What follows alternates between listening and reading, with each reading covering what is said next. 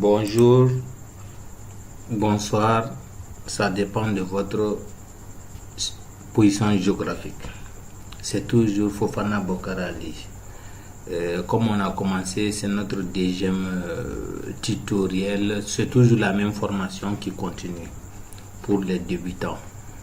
Avant d'entamer la nouvelle vidéo, la deuxième vidéo, je vous demande de partager, d'aimer et d'activer la cloche de notification pour être informé à chaque fois que je postule, je mets en ligne une vidéo.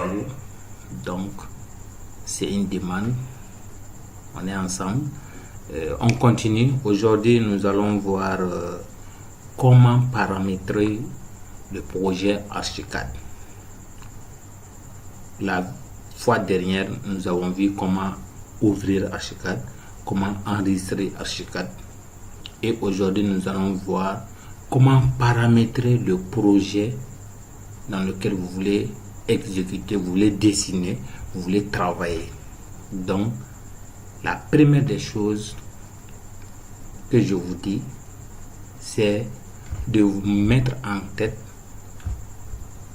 est-ce le projet que je vais réaliser, c'est une maison à usage d'habitation, ou bien c'est un projet à usage commercial?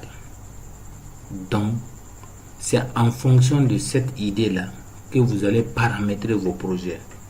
Cela veut dire quoi? Par exemple, la hauteur sous plafond d'une maison ou d'un bâtiment à usage d'habitation n'est pas la même chose que d'un projet qui est à vocation commerciale. Est-ce que vous voyez? Donc la hauteur sous plafond des maisons à usage d'habitation varie selon la zone que vous êtes, c'est-à-dire entre 2,20, ça dépend, 2,30, 2,40. Vous allez voir des plans qui ont une hauteur sous plafond de 2 et quelques comme ça. Maintenant, généralement, là où il fait très chaud, on va à 3,20 m, 3,40 m. Ça, c'est les maisons à usage d'habitation. Maintenant, les maisons à usage commercial, donc il faut aller un peu plus haut, c'est-à-dire à dépasser les 4 mètres, 5 mètres, souvent si possible même. Parce que dans les grands magasins, là où passent les remorques, les camions, les gros porteurs pour décharger, pour charger, donc ça ne peut pas être la même chose que les maisons, les bâtiments à usage d'habitation. Donc il y a de ces critères de hauteur du sous-plafond qu'il faut déterminer d'abord. La première des choses, quand vous arrivez à la page d'Archicad, il y a plusieurs manières d'enregistrer. Je vous ai dit ça. Maintenant, il y a plusieurs manières aussi de configurer, de paramétrer votre projet. Donc, ici, comme j'ai eu à vous le dire, l'affichage ici, les icônes, les palettes que vous voyez, l'environnement de travail, c'est ça l'environnement de travail. Je l'ai paramétré, vous voyez. Tout ça, on appelle ça environnement de travail. Ce que vous voyez, ça c'est mon environnement, ça c'est ma surface de dessin. C'est ici que je veux, tout ce que je veux faire là, c'est ici. Vous voyez, quand vous êtes en 2D, il est activé. Donc ici, il sera activé. C'est ensemble, ils sont ensemble, ils sont liés.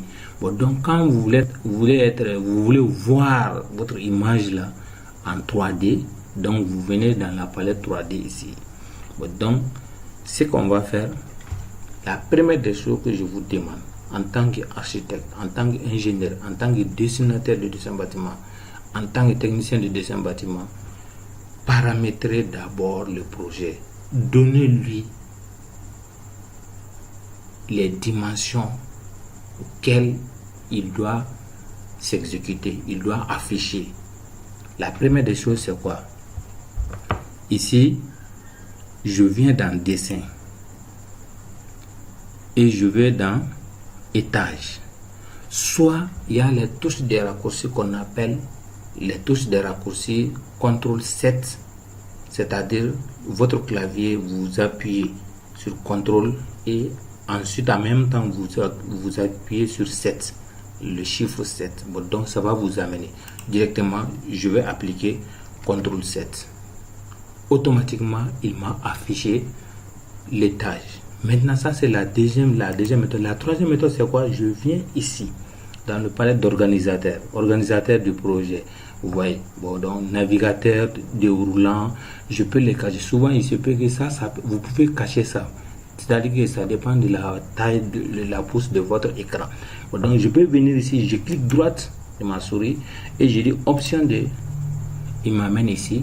Comme si je veux pas venir, je viens ici, je clique ça et il va me donner. Bon, donc, vous voyez, moi j'ai ce que je vous ai expliqué la fois dernière, c'est-à-dire l'histoire des templates. Moi, j'avais configuré, j'avais réglé, paramétré certaines données, certains réglages que à chaque fois que j'utilise Haskell, il va me donner ça. Mais chez vous, vous allez voir que ici c'est rez-de-chaussée, ici c'est sous-sol. Bon, donc premier étage, deuxième étage, ainsi de suite. Bon, donc c'est les niveaux, le nom de vos étages qui sont là. Bon, donc c'est les hauteurs. Ça c'est à plus 0,0, terrain naturel, plus 0,0. Ici, la hauteur du mur qui va prendre appui sur la longueur ou sur le chaînage bas pour monter au niveau de la dalle. Ça, c'est la hauteur de ton mur. Maintenant, je vais lui dire la hauteur de mon mur.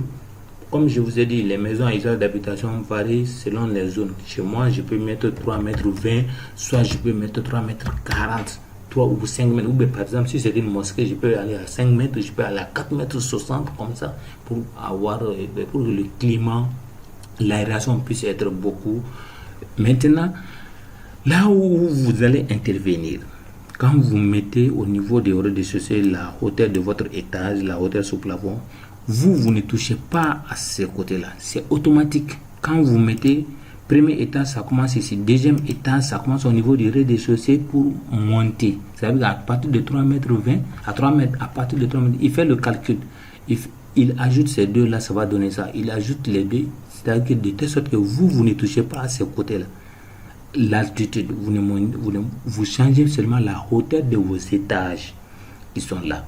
Maintenant, là où vous allez venir, quand vous allez paramétrer, vous venez au niveau de la fondation. C'est-à-dire, vous pouvez mettre sous-sol, on peut renommer ce que tu veux. Tu peux écrire sous-sol, tu peux écrire sous-bassement, ça dépend de vous. Bon, donc, c'est ici que vous allez dire, bon, donc, moi, mon sous-bassement, ça fait 1 mètre, moins 1 mètre, moins 0,50, moins 0,45, moins 10, ainsi de suite. Ça dépend de vous.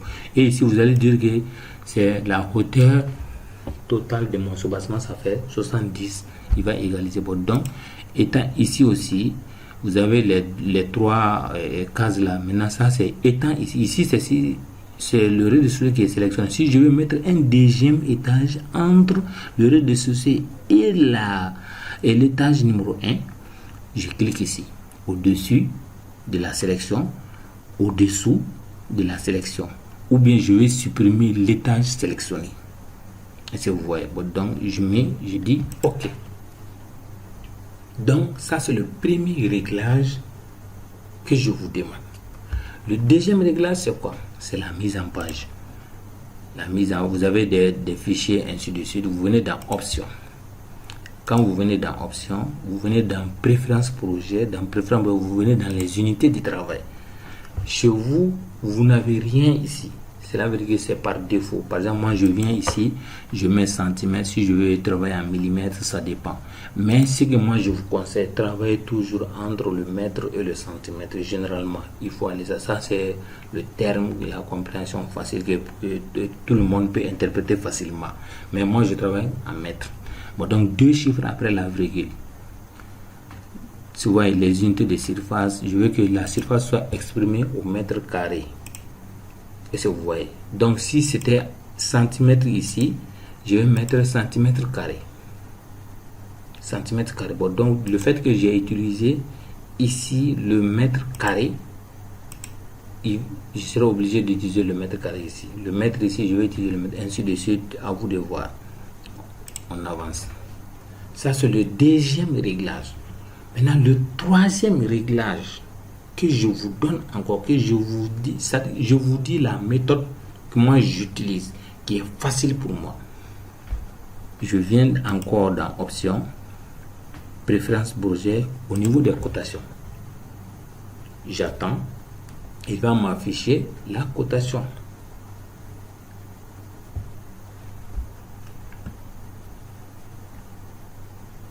Voilà, il a amené la cotation. Ici, je peux venir ici pour choisir unité, ainsi de cotation, unité de travail, zone, règles, ainsi de suite. Mais ici, moi, j'ai besoin je veux voir mes cotations en mètres ou en centimètres. Les chiffres qui vont me donner la dimension entre les poteaux ou bien entre les murs. Je veux qu'il me donne ça en centimètres ou bien en mètres. Le fait que j'ai choisi le mètre, je continue toujours à choisir le mètre, des chiffres après la virgule, et je dis OK. Ça, c'est le troisième paramétrage de votre projet. Maintenant, le quatrième paramétrage, c'est quoi? Archicad, c'est la 3D. Donc, qu'est-ce qu'il faut paramétrer encore? Il faut aller dans les murs. Il faut aller paramétrer les murs. Où se trouvent les murs? Vous avez ces palettes-là qui sont là, murs. Il y a d'autres tiroirs qui sont là. Il y a la notion AutoCAD, Archir, ligne, cotation, ainsi de suite. Nous allons voir tout ça là, étape par étape. Surtout, je vais vous demander ici, mémoriser cet outil dessin. Je vais vous montrer à quoi ça sert. Il y a des gens qui utilisent AutoCAD, ils veulent amener le fichier AutoCAD vers Archicad. On passe par ce fichier. Il y a plusieurs méthodes de passer. Je vais vous montrer ça aussi. Il n'y a aucun problème, nous sommes ensemble. Mais je vous demande toujours de partager, aimer et de me dire dans les commentaires ce que vous en pensez de mes vidéos. Donc on est ensemble, on va aller, on continue. Bon, donc je viens au niveau des murs. Je sélectionne, je peux cliquer 2 fois ici, comme je peux cliquer une seule fois et venir cliquer ici. Ça va me donner les réglages approfondis du mur. Bon, donc il me donne les réglages superficiels, un peu court, dont j'ai besoin, c'est pas trop long. Donc vous voyez. Bon, donc qu'est-ce qu'il y a? Il y a les murs. Il y a plusieurs types. Ça, c'est la manière de tracer les murs. J'ai la géométrie, c'est-à-dire ici, d'un point à un deuxième point, ça s'arrête. Ici,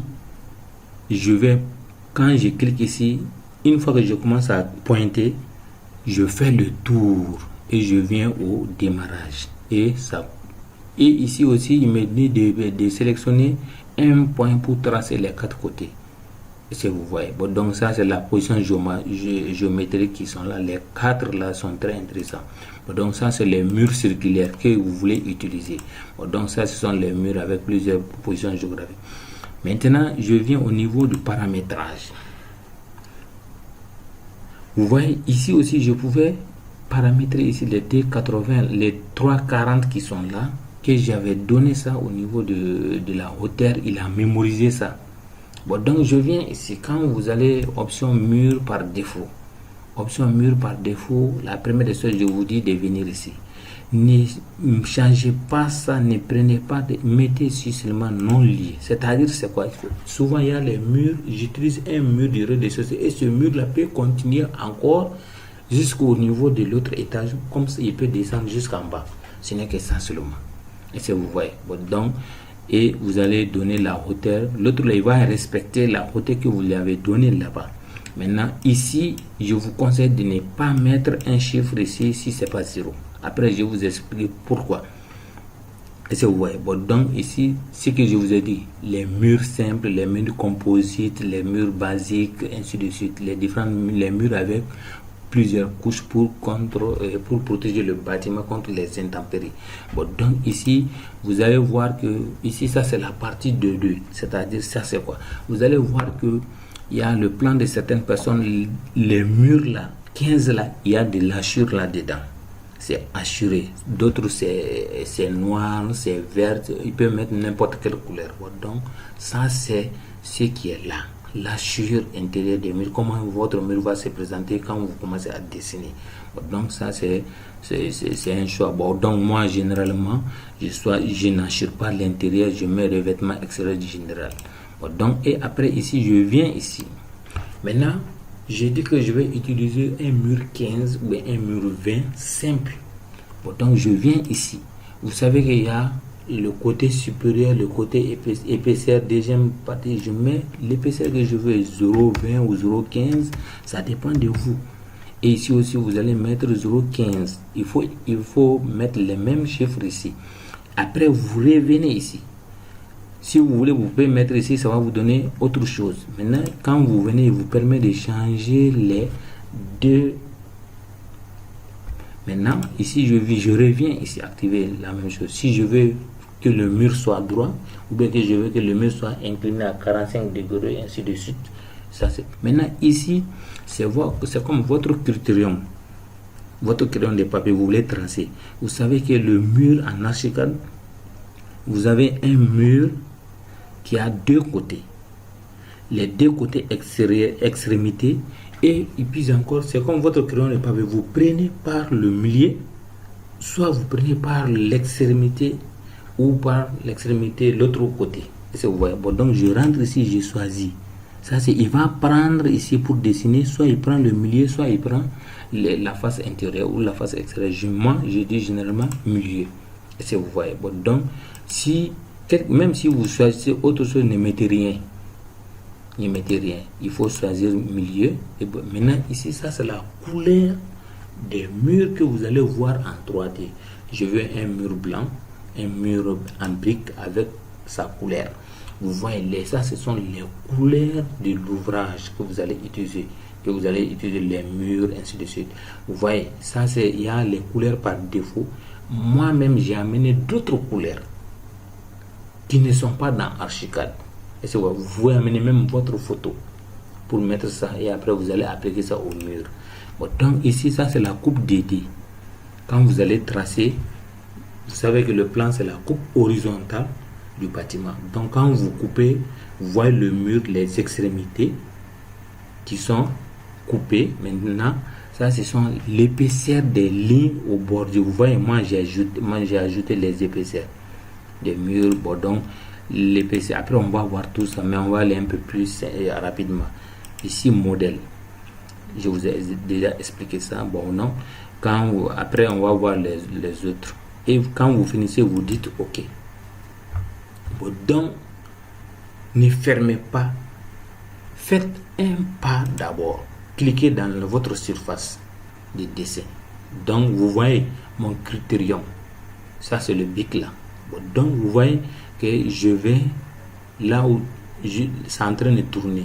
Cela veut dire que je vais aller, je fais un périmètre, demi-périmètre, où je peux identifier la longueur et la largeur, comme je suis ici avec cette construction. Bon, donc je mets la longueur de mon bâtiment. Si c'est un bâtiment de 10, je mets 10, puisque je travaille en centimètres, en mètres. Donc il faut utiliser en mètres. Il faut toujours convertir tes unités en mètres.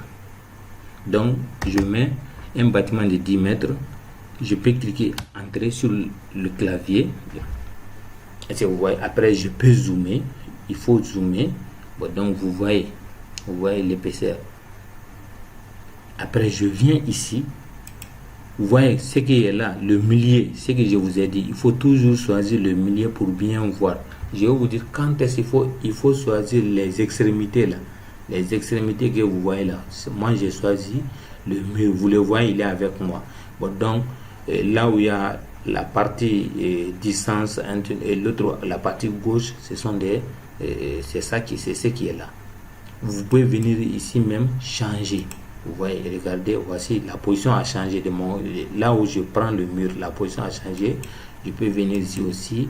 Je dis donc la position va changer de l'autre côté aussi. Je maintiens appuyé, ça va changer, ça vient à l'intérieur. Donc c'est comme ça, je viens au milieu. Bon, donc je vais mettre un mur, un bâtiment de 10 mètres carrés, c'est-à-dire 100 mètres carrés quoi. 10 longueur égale largeur. Est-ce que vous voyez? Bon, donc, mais qu'est-ce que vous voyez? Ce mur là est tout droit, mais ce mur là c'est un peu en zigzag. Cela veut dire que j'ai mal tracé.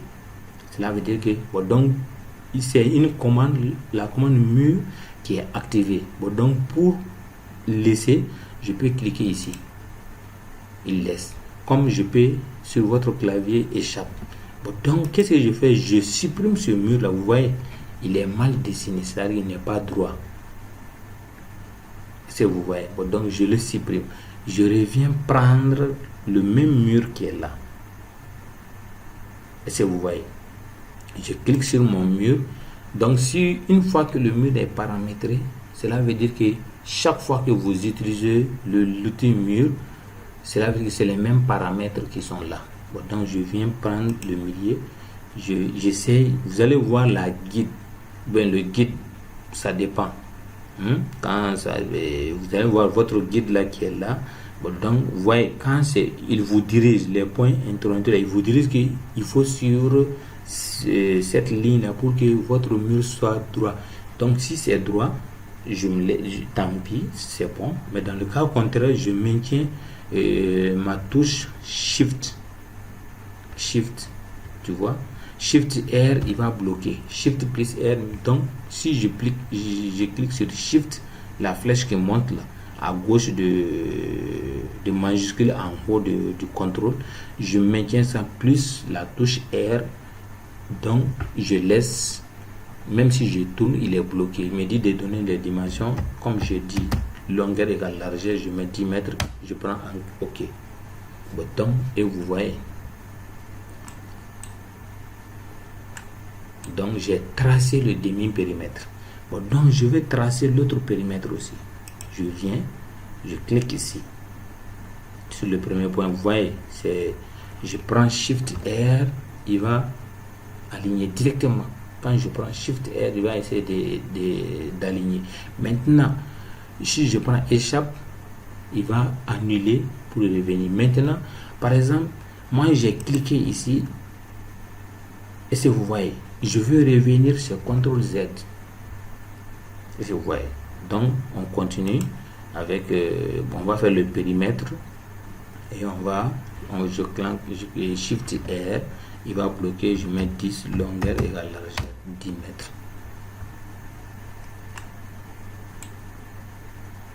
Bon, donc, on va patienter. Je viens ici aussi. Je veux fermer maintenant. Et regardez ici. Quand ici, j'essaie de me faire... Pour éviter, si c'est loin, il faut toujours zoomer. C'est ce que je vous conseille. Avant de cliquer sur un point, pour démarrer ou bien pour finaliser, il faut toujours zoomer. Shift R, il va me bloquer. Je mets 10. Tac. Donc, vous voyez, si votre ligne n'est pas droite seulement, vous allez voir. Maintenant, qu'est-ce que vous remarquez? Vous remarquez que les 4 côtés là, mon mur a 4 côtés, 4 angles, disons. C'est-à-dire qu'il y a un angle là qui n'est pas comme les autres. Donc, cela veut dire que ce n'est pas bien raccroché, ce n'est pas bien raccordé. Qu'est-ce que je fais? Je le sélectionne.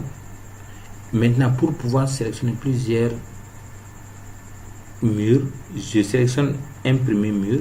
Après, je maintiens la touche Shift, la touche qui est en haut du clavier. Parce que moi, j'ai un clavier AZERTY. Bon, donc, je maintiens ça et je clique sur un autre mur. C'est un autre ouvrage qui est là. Bon, donc, il va me sélectionner les deux. Bon, donc, qu'est-ce que je fais? Je vais dire de faire un raccordement comme ceci. Donc, qu'est-ce que je fais? C'est là-bas où, maintenant, vous allez voir l'intervention de ces outils-là. Maintenant, ça, c'est pour couper, ça, c'est pour diviser, tailler, ça, c'est pour ajuster, ça, c'est pour raccorder. Intersection. Je mets clic et vous voyez. Et c'est bien raccordé maintenant. Bon, donc, c'était ça, comment paramétrer un mur. Et aujourd'hui, nous allons nous arrêter à cette phase aussi. Et la troisième vidéo va venir, on va essayer de se déplacer, on va essayer de faire les murs intéressants. C'était pour le périmètre de mon bâtiment. Bon, donc, on va aller avec des vidéos courtes pour que la compréhension soit plus facile.